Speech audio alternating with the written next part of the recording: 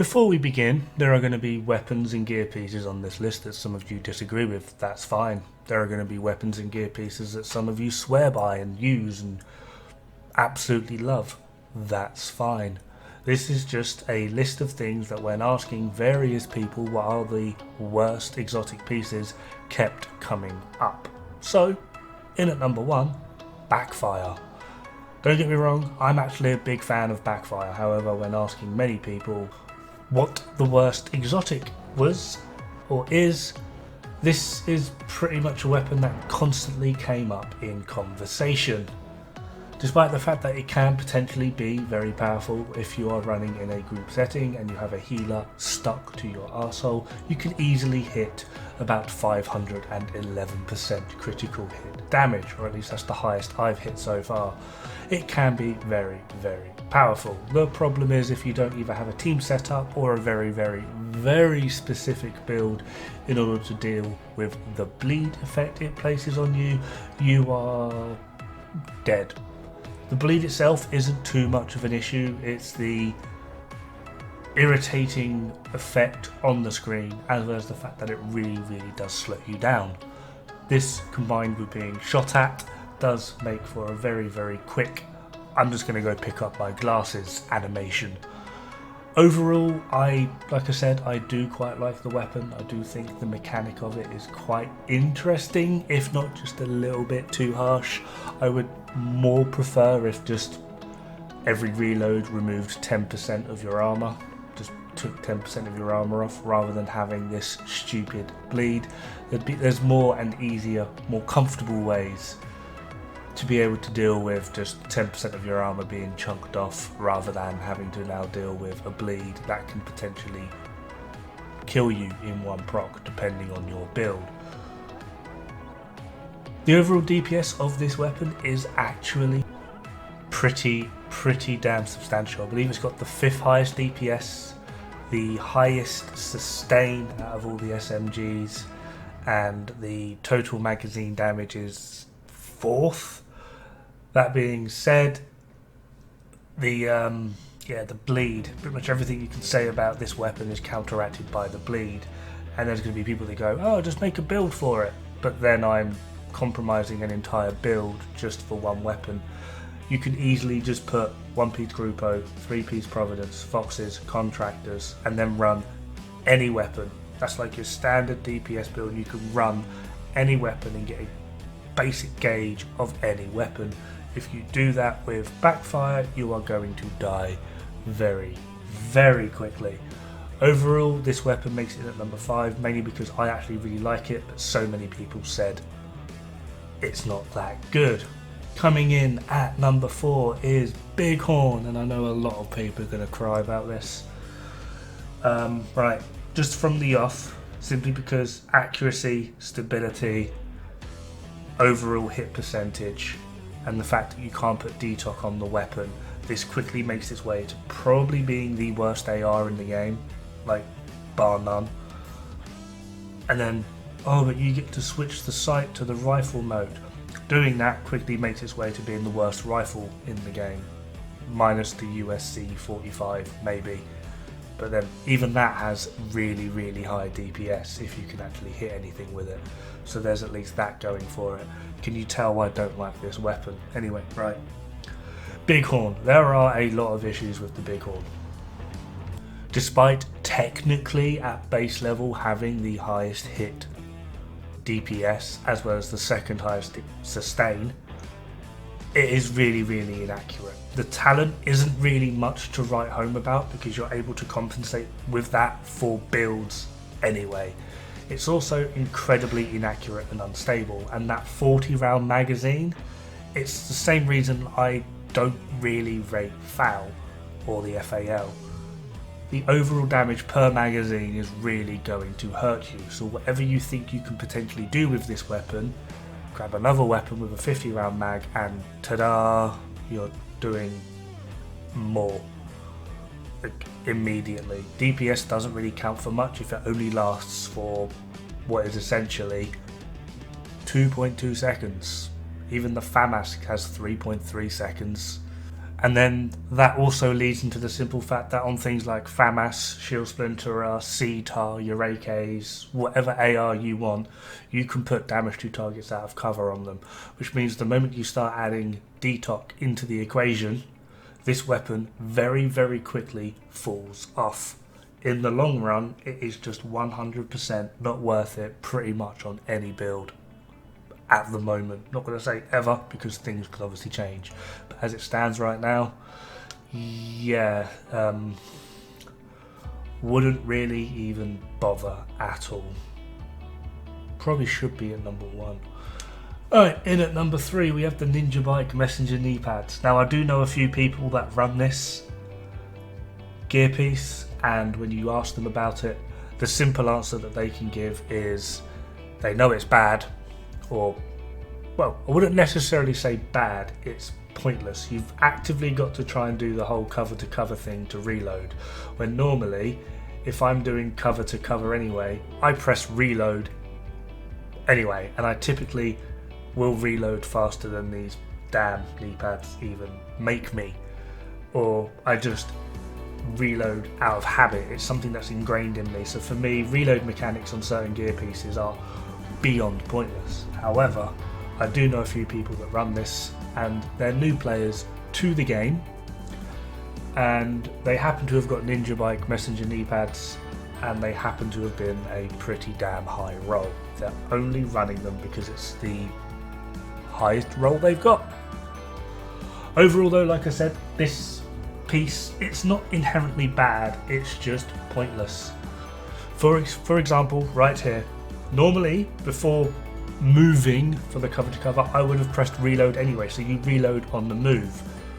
This is what I would normally do anyway. It's kind of been hard for me, oh poor me, doing this video with Ninja Bike Messenger knee pads, because I've been trying to get myself out of the habit of pressing reload when doing cover to cover anyway.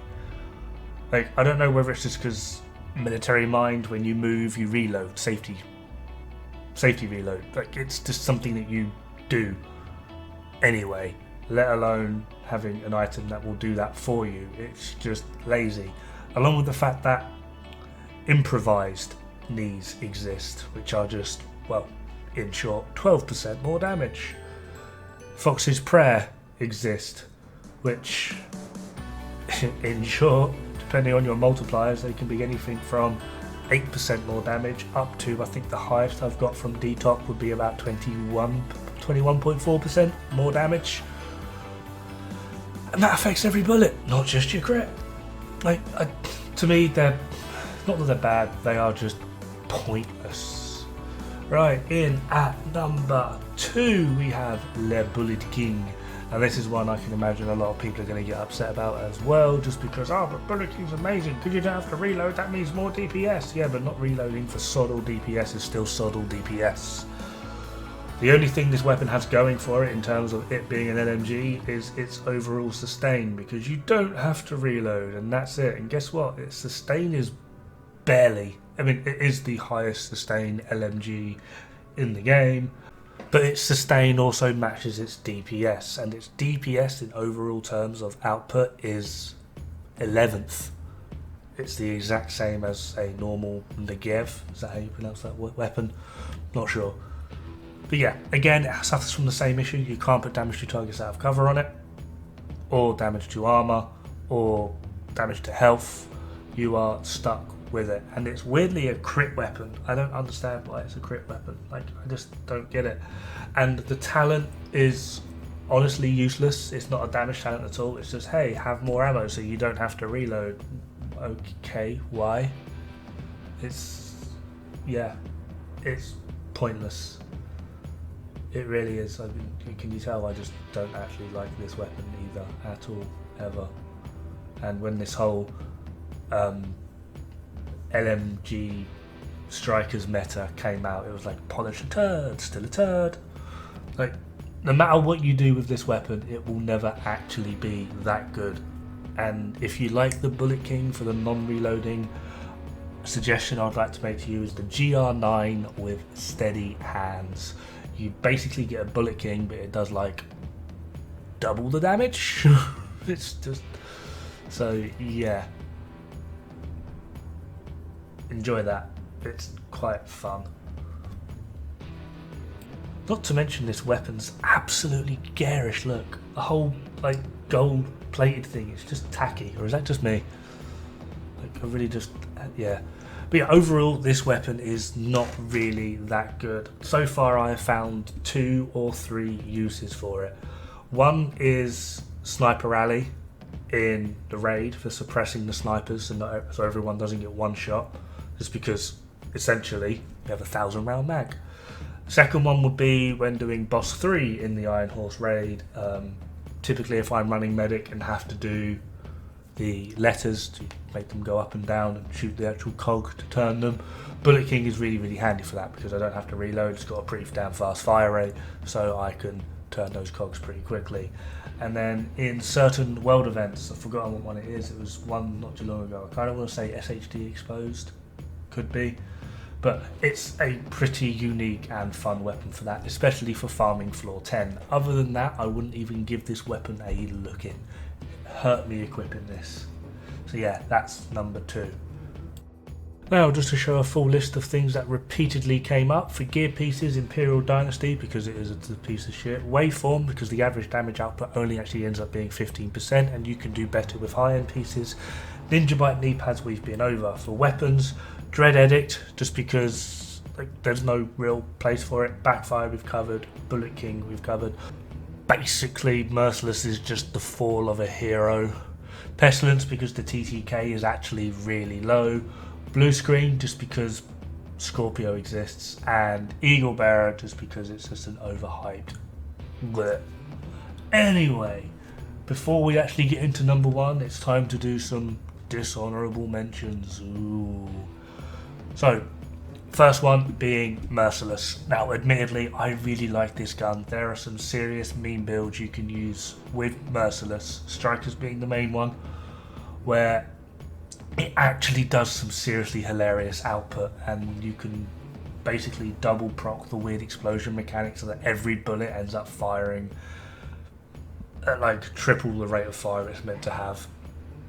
And the overall damage output, you basically get an explosion with every shot just because it bugs out the gear set.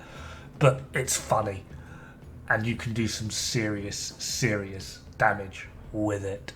There are just other builds of where it does actually become pretty useful-ish, but gone are the days of where it was this amazing stat stick.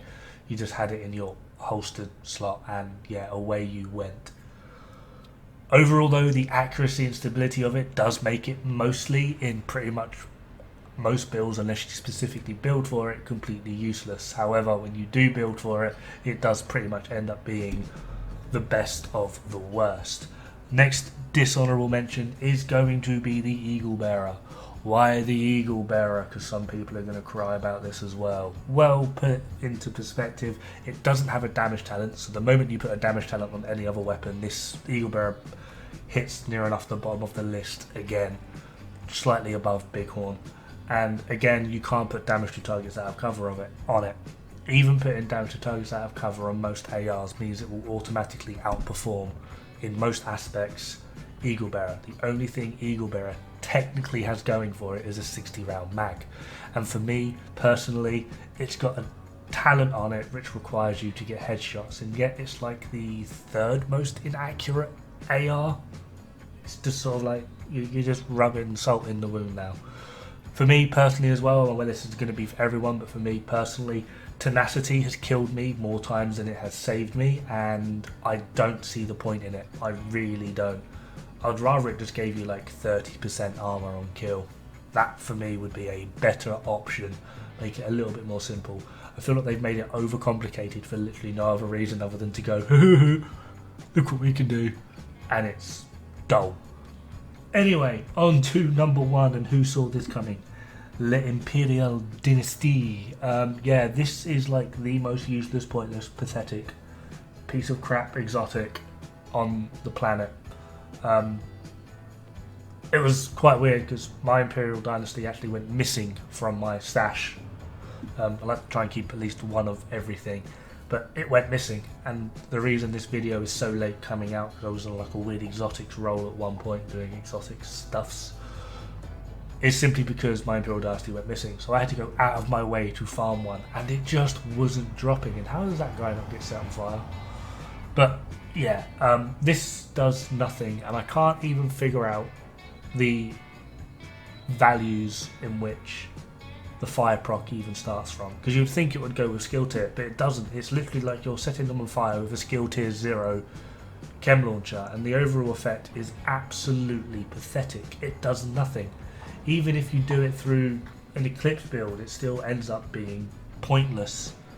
Like, I really cannot fathom why they thought this was a good piece to put in. It's literally a waste of time. It's not even Imperial Dynasty, it's just exotic component. Anyway, that's my list. Have fun, good luck, and don't die. It's bad for the health.